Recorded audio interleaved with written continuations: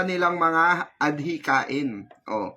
'Di ba kung matatandaan nyo si Chavit Singson, nag-hire pa ng vlogger-vloggeran, yung nasa viral video na kung saan si yung taba, 'di ba, yung nag-viral dun sa audio clip na lumabas na binabayaran ng 10,000, 'di ba? Binabayaran sila.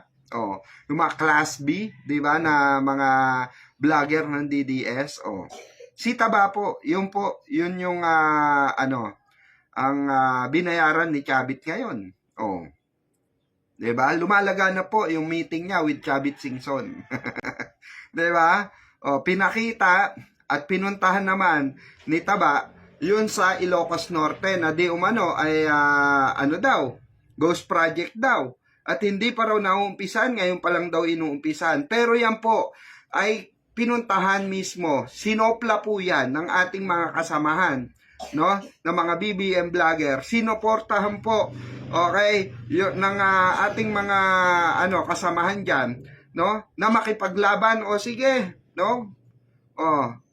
To see is to believe. Sinuportahan po nila. Pumunta rin sila doon sa sinasabi ni Baboy, ni Taba, na kung saan ay di umano ay flood control project na ghost project ni Sandro Marcos, ni Kong Sandro Marcos, para lamang masiraan itong administrasyon at si Kong Sandro Marcos, di po ba? Yan ba ang ipupukol nyo sa administrasyon? Kaya po lumipad ang ating team. Hindi, lumipad po ang mga kaibigan natin, no, na mga kapwa nating sumusuporta sa administrasyong BBM para ipakita kung ano yung totoo, kung ano yung tunay, 'di ba? Kung ano po yung talagang kalagayan nung sinasabi ni ito, panoorin natin, hanapin natin.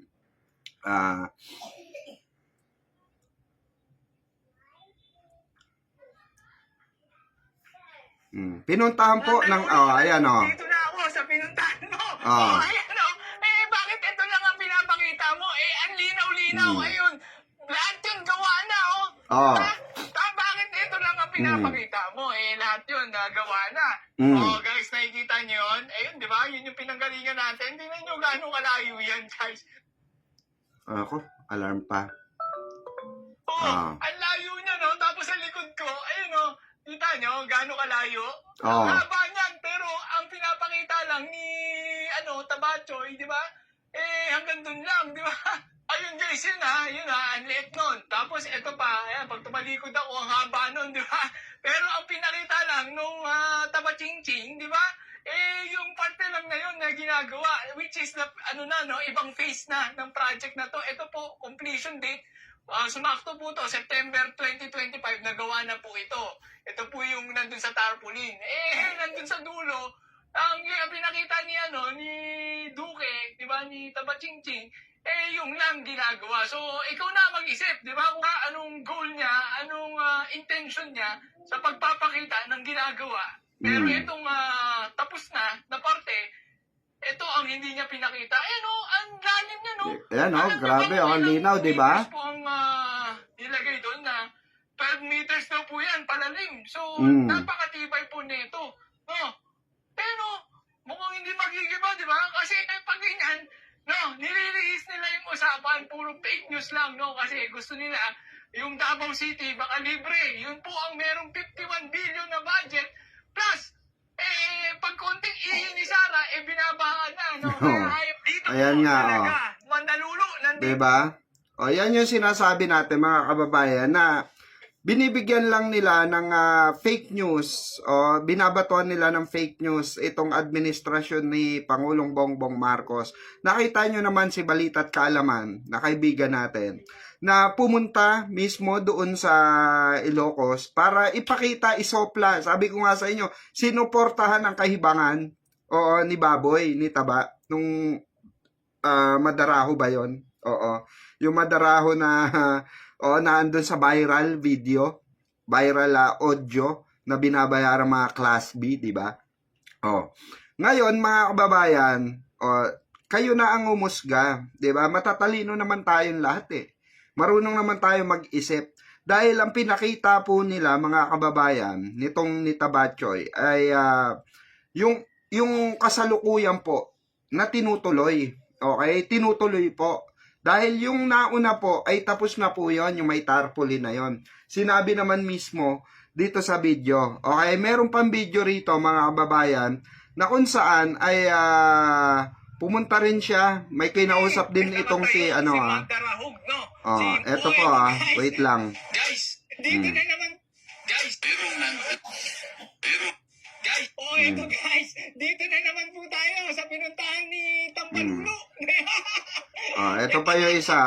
Yan, si Tambalulo o Mandalulo o ewan ko. Gawain ano yan eh, parang chicharong baboy yan na naglalakad eh. Pero tingnan nyo, siyempre, ito lang ang mapapakita niya. Itong hindi tapos, di ba? Sasabihin, hindi tapos. Pero, tapos sasabihin pa niya, malapit lang sa DPWH office, di ba? Pero, bakit yun lang ang pinakita niya, di ba? Maganda naman pagkakagawa eh. Talaga namang hindi yan na hanggang dun eh. Hanggang dyan lang talaga yan. Ito po ang papakita natin. Tingnan nyo. Kahit i-zoom nyo po yan hanggang dun. Tapos na tapos po yan, no? Ayan, kita nyo, oh. Ang linis, di ba? Ganyan ang mga... Pagkakagawa dyan, ganyan talaga ang mga fake news ng mga DDS, mga kababayan. Para lang masabi na may katarantaduan ang si Sandro Marcos, 'di ba? May katarantaduan ng Marcoses, okay? Papakita sila ng mga fake vlogs, titirahin specific ang tira nila. Kahit na sino kasing tao, mga kababayan, kayang gumawa ng ganyan. Okay? Pero tayo dito, mga kababayan, galit nga tayo eh. Galit na galit po tayo sa mga fake news. Tayo po ay lumalaban at patuloy na lumalaban sa mga fake news na ganito. Dahil po talamak ang fake news ng mga DDS vlogger ever since, mga kababayan. Para i-mind control po ang ating sambayan ng Pilipino regarding sa mga ganitong klase ng fake newsan. Kahit ang media po, ang tawag dito, kahit ang mainstream media, nahihirapan po talaga sa totoo lang. Nahihirapan po sugpuin ang mga fake news peddlers, no?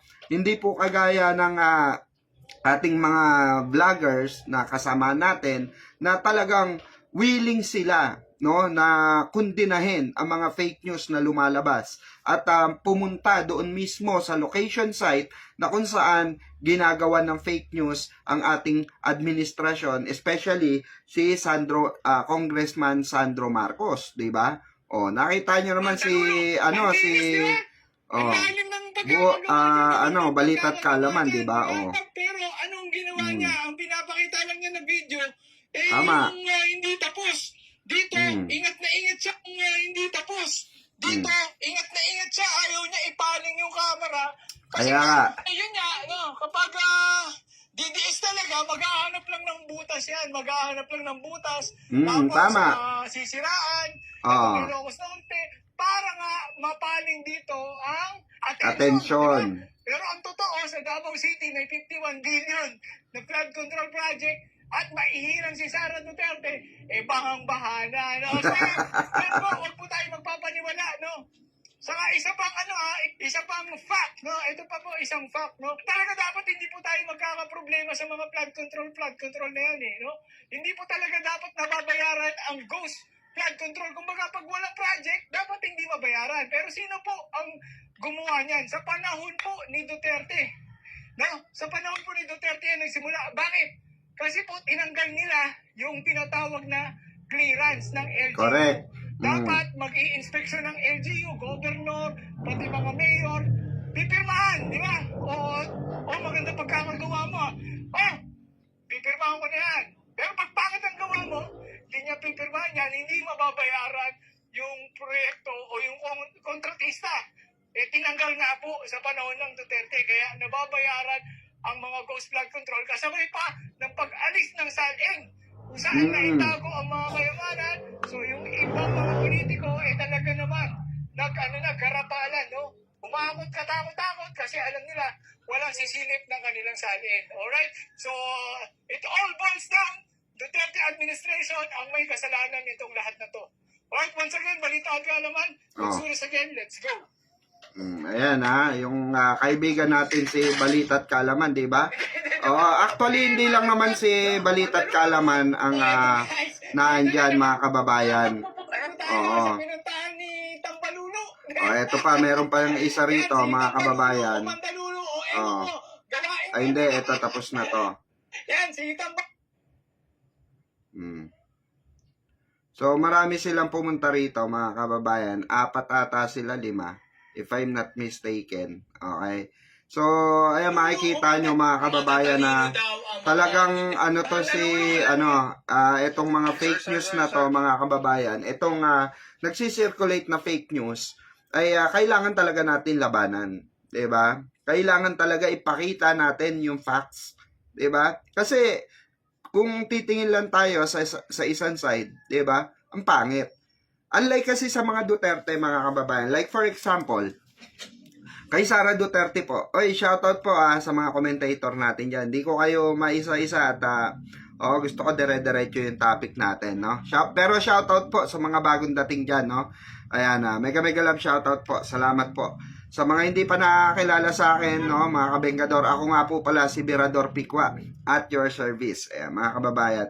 So, wala tayo nung mga nagdaan kasi nga, meron tayong inasikaso, no, na importante. But, eto, nagbabalik na muli tayo for another live streaming. So, yun.